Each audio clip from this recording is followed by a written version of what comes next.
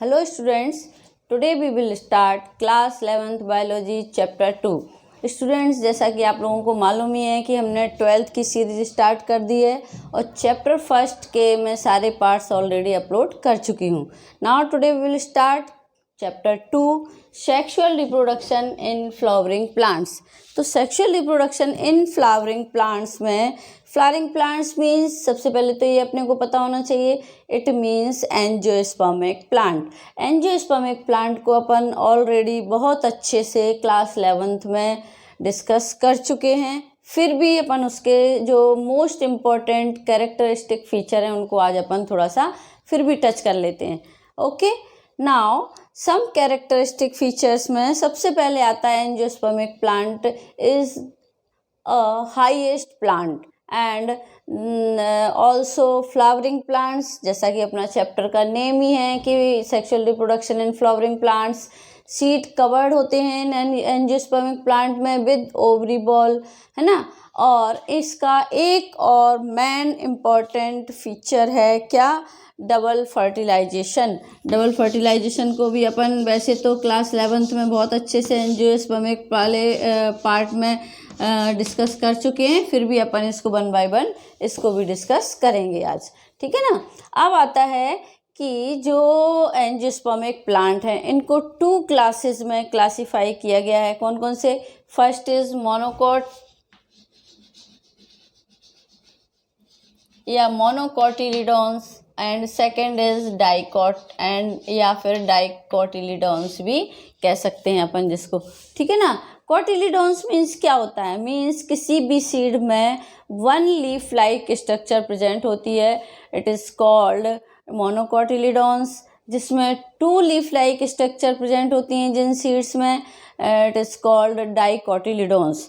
तो इनके एग्जाम्पल अपन ले सकते हैं. पहले भी मैंने आपको बताया एंजियोस्पर्मिक प्लांट में कि मोनोकॉट में we can take wheat, rice, इनके एग्जाम्पल ले सकते हैं. बिकॉज अपन ने देखा है वीट कैसा होता है, इस तरह का होता है. और यदि अपन इसका कवर हटाएंगे तो ऐसा नहीं है कि ये 2 पार्ट्स में डिवाइड हो जाएगा, 2 इक्वल पार्ट्स में नहीं होगा ना. ऐसे ही राइस का भी अपन ले सकते हैं कि राइस भी अपन ने देखा है कि राइस का जो चावल का जो दाना होता है वो इस तरह का होता है.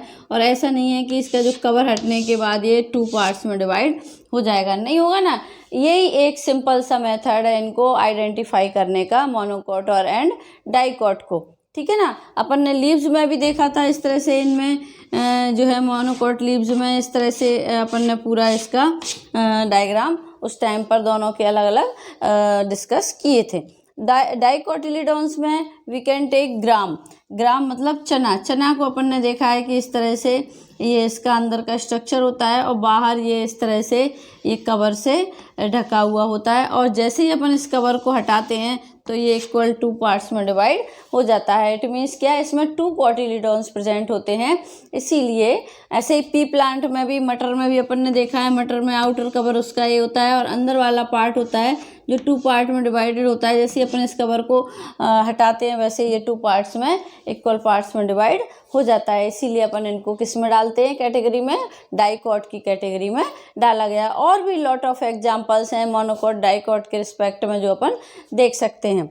नेक्स्ट आता है अपना पॉइंट. अब अपन देखें तो ये तो अपन ने थोड़ा सा कैरेक्टरिस्टिक फीचर्स को स्टडी किया, इसमें टच कर लिया. सॉरी, स्टडी तो नहीं कहेंगे, लेकिन अपन एक चीज़ और मैं आपको एनसीईआरटी से लेना चाहती हूँ. एनसीईआरटी में जैसे दे रखा है जो फर्स्ट अपना पॉइंट है, flower a fascinating organ of angiosperm.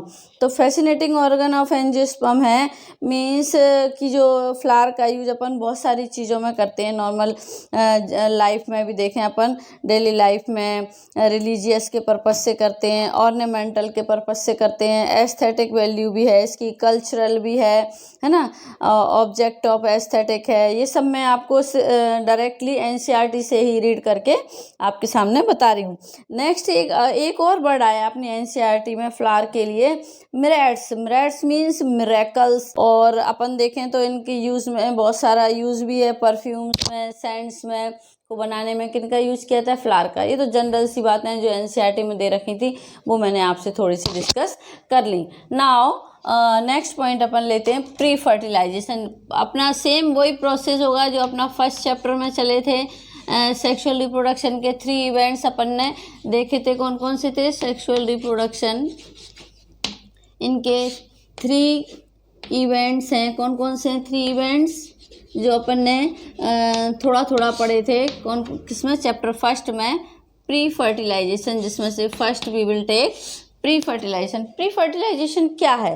तो प्री फर्टिलाइजेशन अपन ने पढ़ा भी था कि many hormonal and structural changes are initiated leading to the differentiation and development of the floral primordia. Now इनमें इन्फ्लोरेसेंस भी स्टार्ट हो जाता है उस टाइम पर। इट मीन्स कैसा होता है इन्फ्लोरेसेंस भी अपन ने क्लास 11th में डिस्कस किया है। It is of 2 types, racemose and cymose. They develop into floral buds and then into flowers, flowers में कन्वर्ट हो जाते हैं। फ्लावर्स में भी अपन देखते हैं male and female reproductive structure या ऑर्गन फॉर्म्ड होने लगते हैं। Androecium is the male reproductive whorl and gynoecium is the female reproductive whorl. It consist of carpel. अब अपन यहाँ पर थोड़ा सा मैं आपको फ्लावर के पार्ट्स जो है अपन डिस्कस कर लेते हैं। यहाँ पर अपन ने देखा कि कई बार अपन इसको डिस्कस कर भी चुके हैं कि ये कैसा है, ये पिस्टिल वाला पार्ट है, इट मीन्स स्टिग्मा है ये, और ये किसको रिप्रेजेंट करता है? ये गाइनोसियम, पिस्टिल है ना ये, तो इसका मतलब ये गाइनोसियम को रिप्रेजेंट करता है। और गाइनोसियम मीन्स क्या है? Female reproductive part. अब इसके साइड से ही आप देखेंगे कि कुछ इस तरह की स्ट्रक्चर्स भी राइज हो जाती हैं, और इन स्ट्रक्चर्स को we can say that stamen means male reproductive part या एंड्रोशियम, और ये हो गया गाइनोएशियम। और इसको अपन, इस स्ट्रक्चर को अपन भी कहते हैं, it is called स्टेमन। स्टेमन means male reproductive organ, और गाइनोशियम और pistol means female reproductive organ. यहाँ पर अपन अब थोड़ा सा और भी देखते हैं अपन इसको। यहाँ पर अपन ने लिया इसको, ये तो हो गया इसका ओवरी, और ये हो गया इसका फूला हुआ पार्ट जो है वो क्या है? थैलेमस है। ये थैलेमस इस ओवरी अटैच होती है थैलेमस से इस तरह से, और यहाँ पर कुछ लीफ लाइक स्ट्रक्चर प्रेजेंट होती हैं ग्रीन कलर की, इट इज़ कॉल्ड सेपल्स। मैं ज़्यादा फेयर डायग्राम इसलिए नहीं बना रही हूँ कि मैं ऑलरेडी अपलोड कर चुकी हूँ क्लास 11th का। ये सेपल्स है, ये थैलेमस है ना, और ये अपना ओवरी है। और ये जो अपन ने यहाँ पर स्टेमन का डायग्राम ड्रॉ किया है, उसको अपन अलग से भी देखना चाहें तो यहाँ पर मैं आपको दिखाती हूँ कि स्टेमन को अपन ने इस तरह से अपन इसको बना सकते हैं। ये तो इसका फिलामेंट होता है, और ये इसका एंथर होता है, ठीक है ना। एंथर एंड फिलामेंट्स 2 पार्ट्स में डिवाइड होता है। अब स्टेमन को अपन यहाँ पर थोड़ा सा डिस्कस कर लेते हैं। स्टेमन is the male reproductive unit of angiosperm.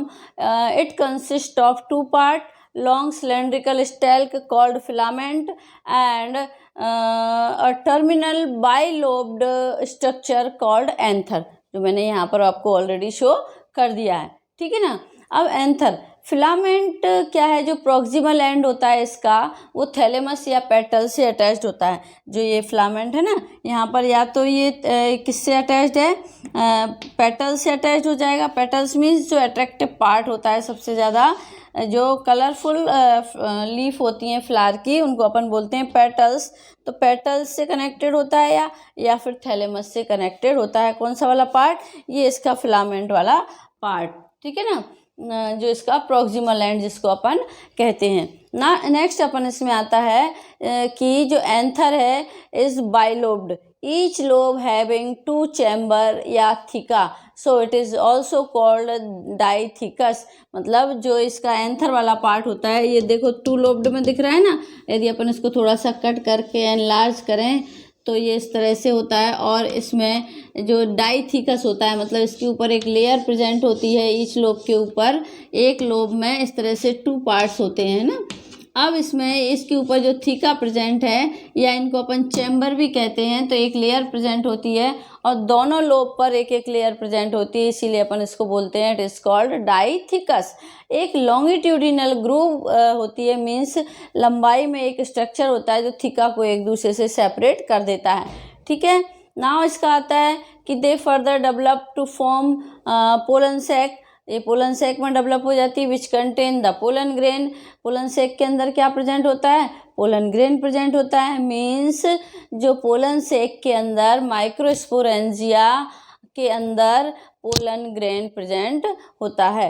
अब अपना आता है next structural microsporangium, structure of microsporangium.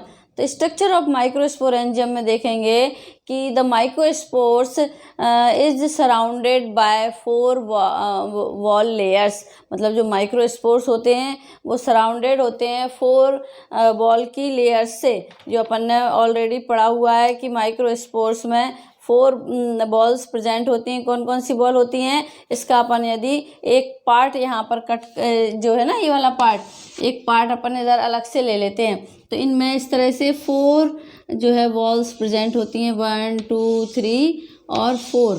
ठीक है ना, इस तरह का स्ट्रक्चर आ जाता है इनमें, और अपन इनको इस तरह से बना लेते हैं, थोड़ा सा दिखने लगे कि अपना ये क्या है, माइक्रोस्पोर्स का अपन यहाँ पर डायग्राम ड्रॉ कर रहे हैं।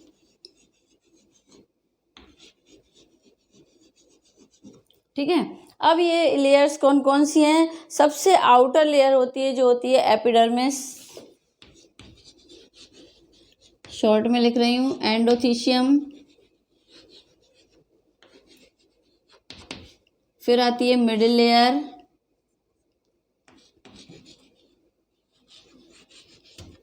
और फिर आता है टेपिटम।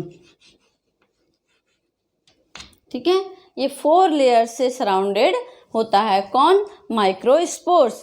तो ये माइक्रोस्पोर्स जब 4 लेयर से सराउंडेड है, कौन कौन सी? एपिडर्मिस आउटर लेयर, उसके बाद एंडोथीशियम, नेक्स्ट मिडिल लेयर, और सबसे इनर लेयर होती है वो कौन सी होती है? टेपिटम होती है। बट जो आउटर 3 लेयर्स हैं, कौन कौन सी? Epidermis, endodermis and middle layer, इनका तो कंबाइंडली फंक्शन होता है कि ये क्या करती हैं, जो है प्रोटेक्शन प्रोवाइड करती हैं। बट जो कहना चाहिए अपने को, या प्रोटेक्टिव इन नेचर होती हैं। अब मोस्ट इम्पॉर्टेंट लेयर है टेपिटम, और टेपिटम का क्वेश्चन मोस्ट इम्पॉर्टेंट होता है और आपको कई बार रिपीट भी होता है यहाँ सीबीएसई के जो बोर्ड एग्जाम्स में या नीट में भी, कि what is the function of tapetum.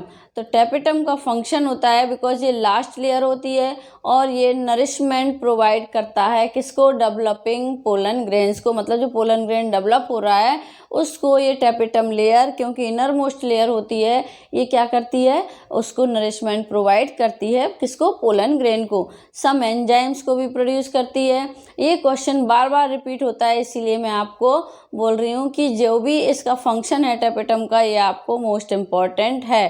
Tapetum की सेल्स के पास मोर क्वांटिटी में साइटोप्लाज्म प्रेजेंट होता है और एक से ज़्यादा न्यूक्लियस भी प्रेजेंट होते हैं। ये क्वेश्चन जब भी मतलब आता है ना, तो मतलब मोस्टली रिपीट होता ही रहता है, ये कहना चाहिए। सो स्टूडेंट्स, जब एंथर अपना यंग हो जाता है तो उसके सेंटर में सम कॉम्पैक्टली अरेंज्ड होमोजीनियस सेल्स अपने को शो होने लगती हैं। सो it is tissues called sporogenous tissues. मतलब ये जो सेल्स हैं, इनसे जो टिश्यू बनते हैं, इनको अपन क्या बोलते हैं? Sporogenous tissue. अब जो sporogenous tissues are group of compactly arranged cells या होमोजीनस सेल्स जो यंग एंथर में प्रेजेंट होती हैं। इनका फंक्शन क्या है? किसी भी माइक्रो स्पोरेंजियम के इनसाइड में जो एक स्पेस प्रेजेंट होता है ना, और स्पेस प्रेजेंट होता है उस माइक्रो स्पोरेंजियम के अंदर, तो स्पेस, उस होलो स्पेस भी अपन जिसको कहते हैं, इसको फिल करने के लिए ये जो टिश्यू हैं, स्पोरोजीनस टिश्यू, इनके सेंटर में प्रेजेंट होते हैं और उसको फिल करने में हेल्प करते हैं उस होलो स्पेस को। इज इट क्लियर क्या होते हैं स्पोरोजिनस टिश्यू? ये जब एंथर अपना है यंग हो जाता है तो इसके अंदर एक होलो स्पेस प्रेजेंट हो जाता है, और होलो स्पेस प्रेजेंट हो जाता है तो उस होलो स्पेस को फिल करने के लिए इन टिश्यू की नीड वहाँ पर होती है। कौन से टिश्यू की? स्पोरोजिनस टिश्यू की। Okay, now we will see what is microsporogenesis. अब अपन देखते हैं कि माइक्रोस्पोरोजेनेसिस क्या है। सो स्टूडेंट्स, अभी तक अपन ने ये देखा कि एंथर यंग हो गया, इसकी अब डेवलपमेंट भी स्टार्ट होगी। यंग हो गया है तो डेवलपमेंट तो होगी ना। सो ये बात चल रही है अपनी किस इवेंट में? प्री फर्टिलाइजेशन इवेंट में। किसके? सेक्सुअल रिप्रोडक्शन के रिस्पेक्ट में और फ्लावरिंग प्लांट्स में। फ्लावर अभी बना नहीं है। हियर मियोसिस या मियोटिक डिवीजन होता है, और जो माइक्रोस्पोर्स टेट्राड के फॉर्म हो जाते हैं। मतलब इस तरह से जो टेट्राड बनाया ना मैंने, इस टेट्राड के फॉर्म हो जाते हैं। ये अपन यहाँ पर भी देख सकते हैं इसको, इस तरह से देखें अपन तो इस टेट्राड के फॉर्म में माइक्रोस्पोर्स जो है टेट्राड के फॉर्म में अरेंज हो जाते हैं। अब ये टेट्राड के फॉर्म में अरेंज हो जाते हैं, वाइल मियोसिस डिवीजन करके पोलन मदर सेल्स, जिनको अपन शॉर्ट में पीएमसी, या माइक्रोस्पोर मदर सेल्स, जिनको अपन शॉर्ट में एमएमसी कहते हैं, ये बनाने लगते हैं। ठीक है ना। अब this process is called microsporogenesis. अब यहाँ पर क्या बोला मैंने? माइक्रोस्पोरोजेनेसिस क्या है कि जो अपन किसकी बात कर रहे थे अभी? फ्लावर अभी बना नहीं था। हियर मियोसिस या माइटोसिस डिवीजन होगा। जब माइटोसिस डिवीजन होगा तो जो पोलन मदर सेल्स हैं ये कैसी थी? डिप्लॉइड थी, है ना। डिप्लॉइड ही होती है ना। तो ये क्या करती हैं? ये माइक्रोस्पोरोजेनेसिस माइक्रोस्पोर मदर सेल्स बनाने लगते हैं, और माइक्रोस्पोर मदर सेल्स बन जाता है तो वहाँ पर इस प्रोसेस को अपन कहने लगते हैं माइक्रोस्पोरोजेनेसिस। एक बार और रिपीट करती हूँ मैं कि जब what is microsporogenesis. So students, अभी तक एंथर यंग हुआ था, है ना। अब वहाँ इसका डेवलपमेंट स्टार्ट नहीं हुआ था। अब इस स्टेप पर आकर इसका डेवलपमेंट स्टार्ट होगा। ये बात चल रही है अपनी इवेंट, किस इवेंट की? प्री फर्टिलाइजेशन इवेंट की। फ्लावर अभी बना नहीं है। ईयर मियोसिस होगा, मियोसिस डिवीजन होता है तो जो माइक्रोस्पोर्स हैं वो टेट्राड में के शेप में फॉर्म में आ जाते हैं, और मियोसिस करके पोलन मदर सेल या माइक्रोस्पोर मदर सेल का फॉर्मेशन कर देते हैं। This process is called microsporogenesis and it is the process of formation of microspores from pollen mother cells या माइक्रोस्पोर मदर सेल्स, है ना। जैसे ही माइक्रोस्पोर्स फॉर्म्ड होता है, ये टेट्राड मीन्स 4 के ग्रुप में जो है अरेंज हो जाते हैं, और जैसे ही एंथर मैच्योर होता है ये डिहाइड्रेट होने लगता है। इट मीन्स इसमें से वाटर की जो है कम होने लगता है, और माइक्रोस्पोर्स हैं जो एक दूसरे से डिसएसोसिएट या डिटैच या सेपरेट होने लगते हैं, और जो पोलन ग्रेन में डेवलप कर जाते हैं। ईच माइक्रोस्पोरेंजियम के अंदर सेवरल नंबर ऑफ माइक्रोस्पोर्स या पोलन ग्रेन्स बन जाते हैं। ठीक है ना। अब ये रिलीज हो जाते हैं। Now pollen grain and male gamete में डिफरेंस क्या है? ये क्वेश्चन कई बार रिपीट हो चुका है कि पोलन ग्रेन और मेल गैमेट में डिफरेंस क्या है। क्या डिफरेंस है? तो मेल गैमेट को कैरी करने वाला जो स्ट्रक्चर है वो पोलन ग्रेन है। ठीक है ना। मेल गैमेट को कैरी करने वाला जो स्ट्रक्चर है वो क्या है? पोलन ग्रेन ही है। और जो पोलन ग्रेन है जो यहाँ पर अपन ले रहे हैं, तो ये क्या हुआ फिर? मेल गैमेटोफाइट हो जाता है ये, है ना। ये पोलन ग्रेन मेल गैमेट नहीं है, it is called male gametophyte. Now pollen grain 2 layer से सराउंडेड होता है। अपने को मालूम है कि पोलन ग्रेन 2 लेयर से सराउंडेड होता है। कौन कौन सी लेयर्स होती हैं इसमें? देखें अपन तो ये देखिए पोलन ग्रेन का अपनी एनसीईआरटी में भी ड्रॉ कर रखा है। 2 लेयर्स प्रेजेंट होती हैं। फर्स्ट इज एक्साइन और सेकंड इज इंटाइन, है ना। एक्साइन और इंटाइन 2 लेयर यहाँ पर प्रेजेंट होती हैं। अब इनकी भी इंटरेस्टिंग थ्योरी है कि जो एक्साइन होती है वो मोर रेजिस्टेंस या हाईली रेजिस्टेंट होती है। क्यों?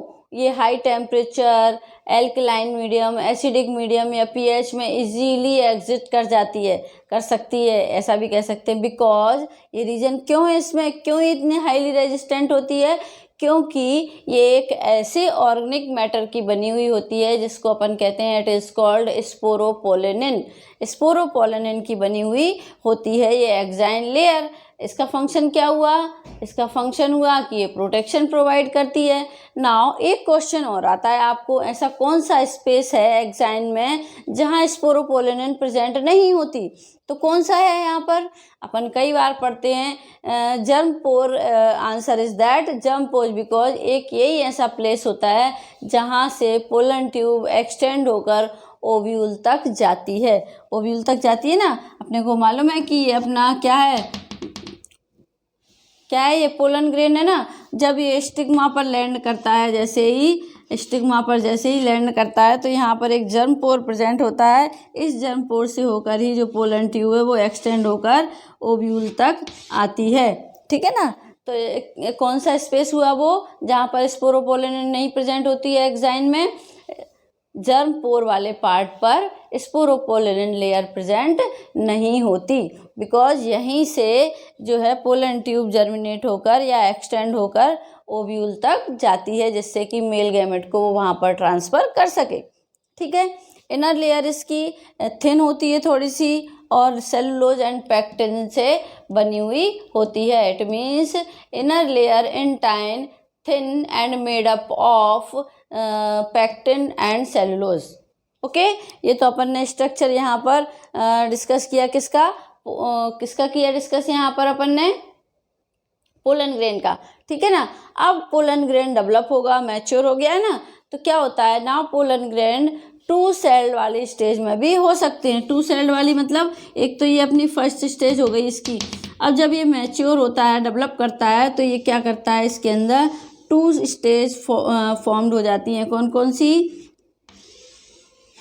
एक तो ये वेजिटेटिव सेल, दूसरी जनरेटिव सेल। ये 2 सेल्स में आ जाता है ना। कौन सी? ये जनरेटिव सेल होती है इसकी, और ये इसकी वेजिटेटिव सेल होती है। वेजिटेटिव सेल थोड़ी सी लार्ज होती है और जनरेटिव सेल थोड़ी सी स्मॉल होती है। अब जो जनरेटिव सेल और वेजिटेटिव सेल हैं, ये तो इसकी कौन सी सेल हो गई? 2 सेल्ड स्टेज हो गई। अब इसमें अपन देखते हैं दोनों में डिफरेंस क्या है। तो मैंने कहा कि वेजिटेटिव सेल थोड़ी सी जो है लार्ज होती है और ये फूड को स्टोर करके रखती है, न्यूट्रिशन प्रोवाइड करती है। Now generative cell is small. इसमें जनरेटिव सेल में by mitosis division 2 cell develop हो जाती हैं, और 2 सेल डेवलप हो जाती हैं तो इसकी आ जाती है फिर 3 सेल्ड स्टेज, मतलब 1 से 2 बन जाती हैं जैसे। तो ये इसकी कितनी हो गई सेल यहाँ पर? 1 2 3, 1 2 3। तो इट मीन्स क्या हुआ कि ये 3 सेल्ड स्टेज में कन्वर्ट हो जाती है, और 3 सेल्ड स्टेज में कन्वर्ट हो जाती है। ऐसा एंजियोस्पर्मिक प्लांट की सम स्पीसीज में ही होता है, ऑल स्पीसीज में नहीं होता। 60% स्पीसीज में तो 2 सेल्ड स्टेज में ही रहती हैं ये, और बाकी जो 40% जो है स्पीसीज हैं उनमें ये 3 सेल्ड स्टेज में कन्वर्ट हो जाती है ना। इट मीन्स यहाँ पर जो है 2 सेल डिवाइड हो जाती हैं और 3 सेल स्टेज में आ जाती है। दीज आर मेल गैमेट्स, ये जो मेल गैमेट्स बन जाते हैं इसके, ठीक है ना। अब अपन ने यहाँ पर देखा कि ये जो वेजिटेटिव सेल है, जनरेटिव सेल 60%, तो अपन ने देख लिया इसको। अब इस पर अपन देखते हैं, एक वर्ड आया आपकी एनसीईआरटी में, पार्थेनियम। पार्थेनियम मीन्स इसको it is also called carrot grass, है ना। तो ये क्या है carrot grass?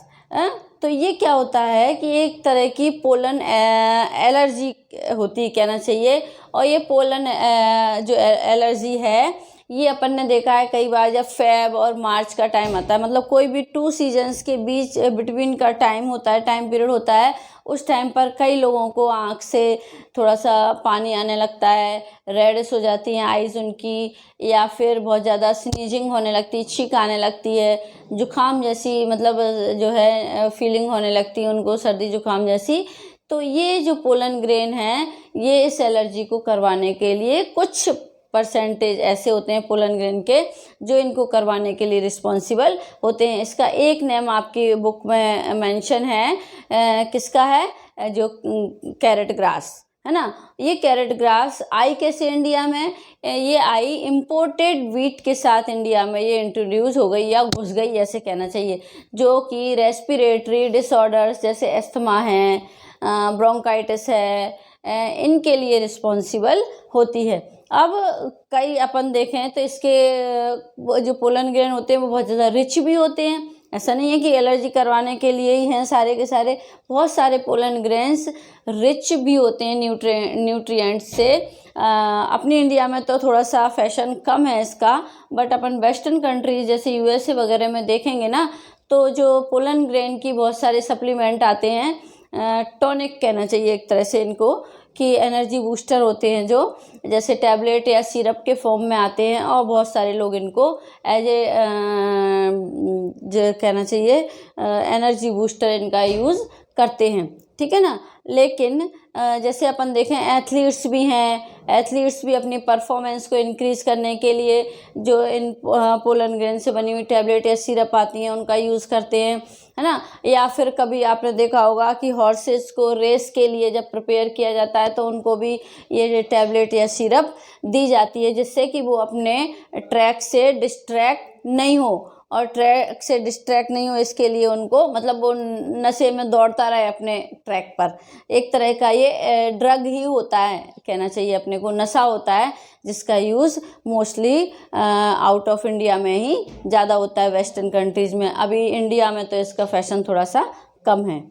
Okay, now students ये पार्ट अपना कंप्लीट होता है। नेक्स्ट पार्ट लेंगे अपन मेगास्पोरेंजियम या मेल गैमेटोफाइट, फीमेल गैमेटोफाइट लेंगे अपन। ये अपना मेल गैमेटोफाइट वाला जो है सेक्सुअल रिप्रोडक्शन का पार्ट है, ये अपना यहाँ पर कंप्लीट होता है। Thank you.